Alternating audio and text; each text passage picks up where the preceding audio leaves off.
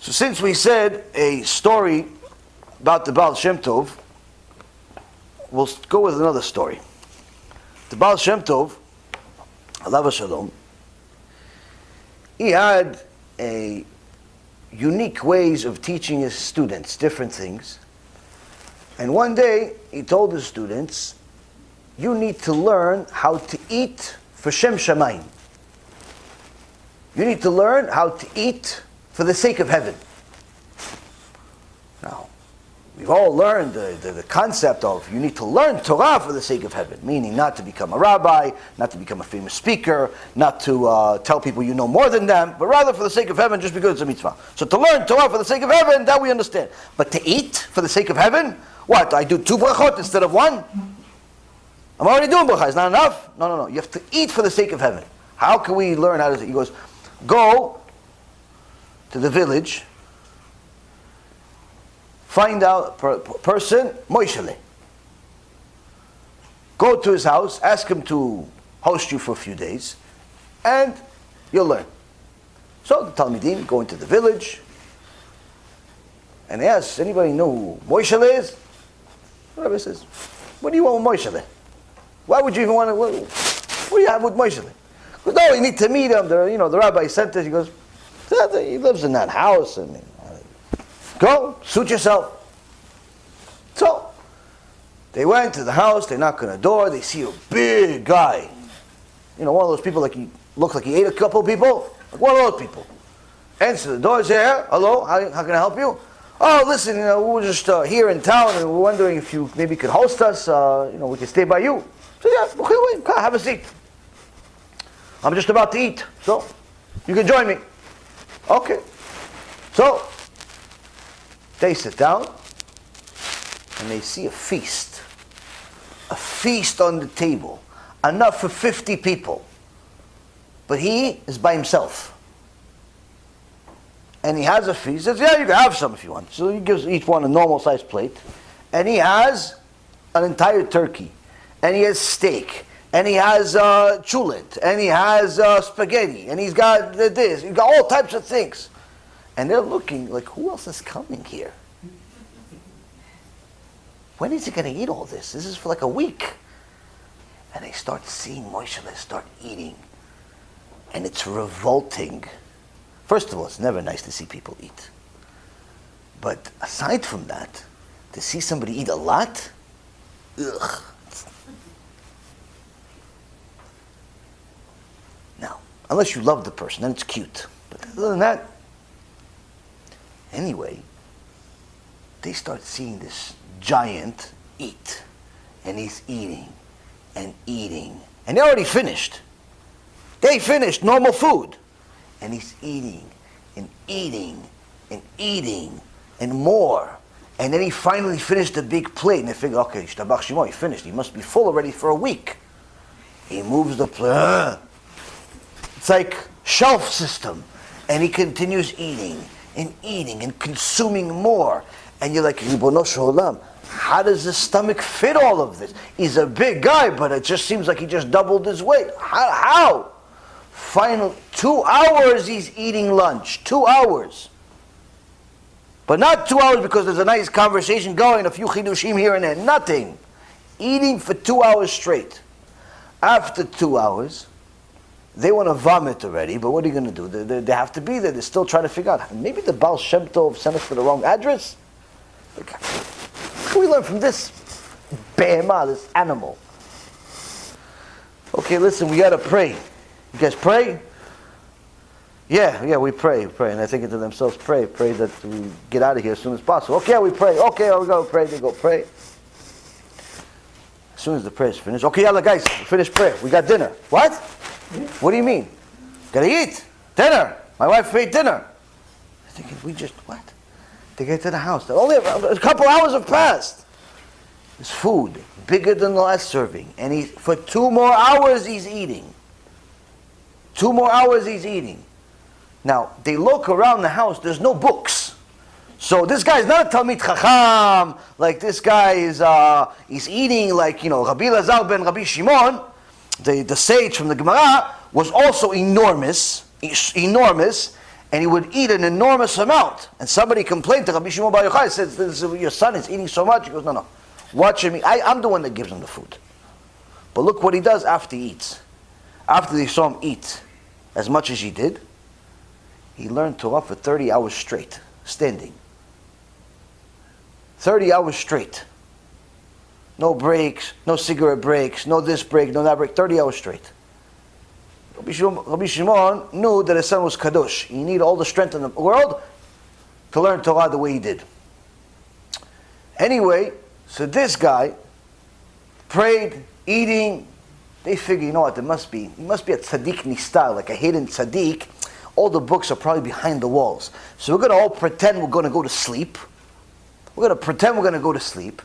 I'm going to wake up in the middle of the night to see where does he take out the books, and probably he's learning Kabbalah, he's learning the new Chidushim about the Zohar, or he's learning something in the Gemara that no one ever saw. This guy must be something special. I mean, the Baal Shem Tov doesn't make mistakes. He just sent us over here to watch this guy eat. It doesn't make any sense. They pretend to go to sleep. They peek at night. The guy is snoring like he hasn't slept in his life. Not waking up in the middle of the night. Nothing. Finally, in the morning, the animal wakes up. And they're thinking to themselves, something's wrong here. It's like, okay, guys, we got to pray. We got to pray. Oh, you pray? Okay, let's pray. Okay, but we got to do quick, though. I got breakfast. What?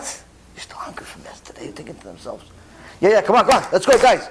Yalla, let's go. Start putting on tefillin. Everybody's put on tefillin quickly. You know, like, Sephardi hour prayer. No. Your house, you do an hour prayer. Over here, we do quick.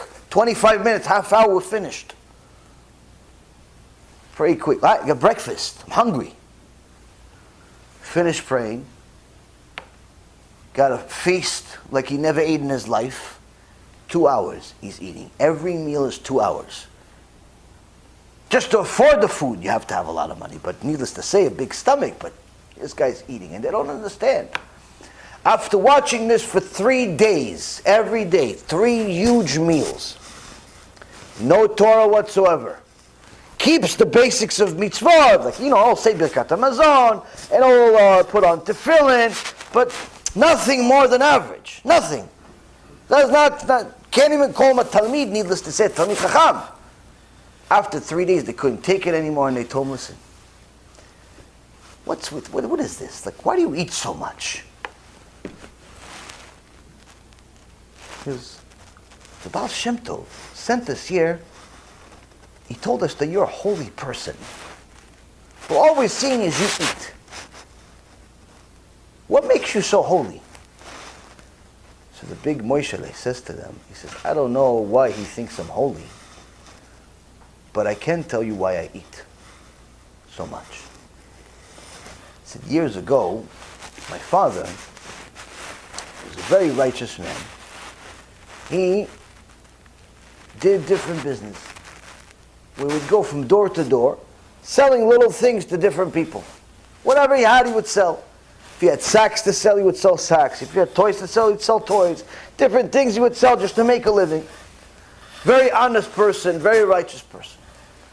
One day, he knocked on a door, and a group of Christians opened the door and said, who are you? And they see a Jew in front of them. And say,